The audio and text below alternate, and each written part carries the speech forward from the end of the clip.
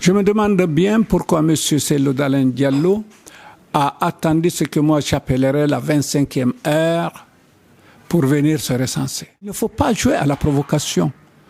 Croyez-vous que le ministère de l'administration du territoire va se laisser ridiculiser par un parti politique, une association, que ce soit l'FDG ou elle? Cette décision du MATD, pour vous, est-ce que c'est une victoire de la côté du mouvement de réformateurs du FDG? Est-ce une victoire? C'est tout simplement, comme je le disais, l'application des textes statutaires du parti. Ce n'est pas une victoire en soi ou comme telle, parce que on n'est pas en guerre, nous. Nous appelons juste à respecter les textes qui régissent le parti UFDG. C'est tout. Il n'est pas question de victoire. Le MATD a joué son rôle, il a fait son devoir et nous saluons cette décision tout simplement. Alors, et si toutefois, si de l'autre côté, déjà, ils tiennent la date prévue du 6 juillet à tenir le congrès, alors est-ce qu'il y a un plan B, je ne sais pas, qui est prévu côté du mouvement des réformateurs du FDG? Vouloir organiser le congrès le 6 juillet est tout simplement la preuve que l'UFDG s'est toujours inscrit en opposition de tout ce qui est convenu, de tout ce qui est officiel, de tout ce qui est reconnu. C'est une décision d'un ministère de l'État, elle est appliquée. Vouloir y contrevenir, c'est tout simplement se chercher des problèmes pour une seule et unique raison, se victimiser.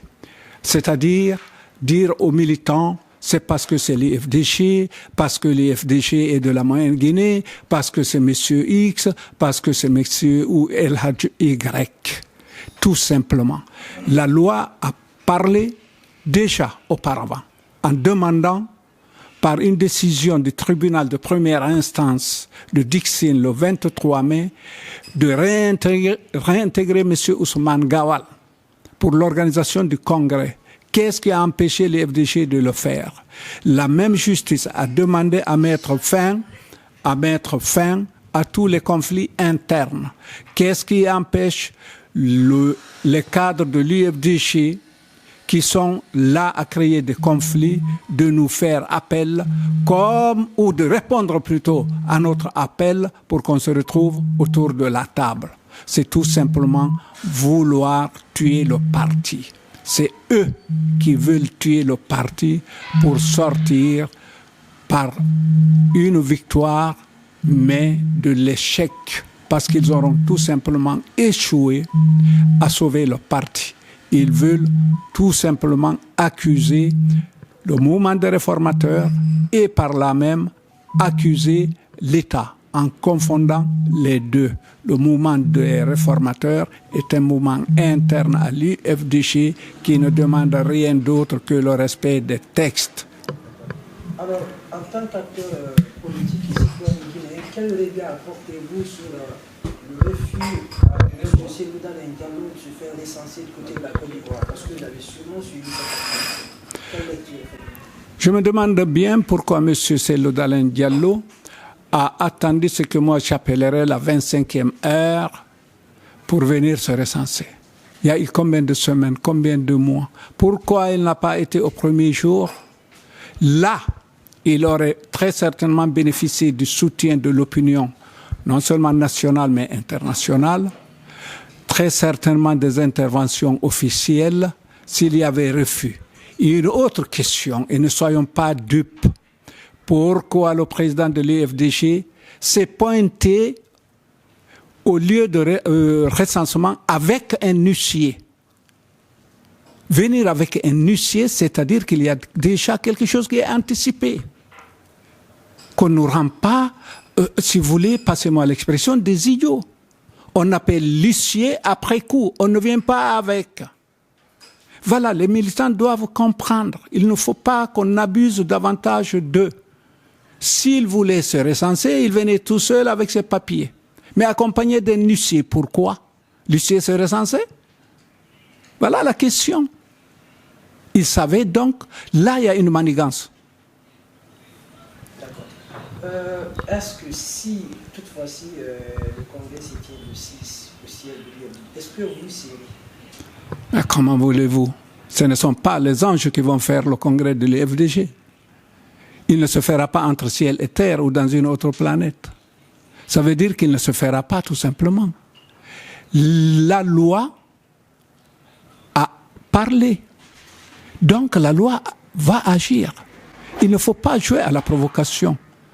Croyez-vous que le ministère de l'administration du territoire va se laisser ridiculiser par un parti politique, une association, que ce soit l'UFDG ou un autre? Le ministère de tutelle a dit les conditions de la tenue du congrès. C'est facile de les respecter. Nous sommes prêts. Nous avons demandé un comité ad hoc, inclusif, pour qu'on se mette autour de la table. Est-ce que c'est difficile de respecter ça? Autre chose, la décision dit que l'UFDG doit répondre dans les 48 heures.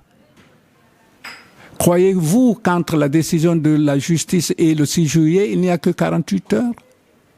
Ça veut dire si c'est 48 heures ouvrables, mardi au plus tard, l'UFDG doit donner sa raison. Donc, il n'a qu'à dire au MATD, nous refusons votre décision et nous tiendrons votre congrès. C'est inimaginable. L'UFDG est dans une république. L'UFDG obéit à des lois. Ceux qui croient que c'est l'anarchie qui va régner se trompent.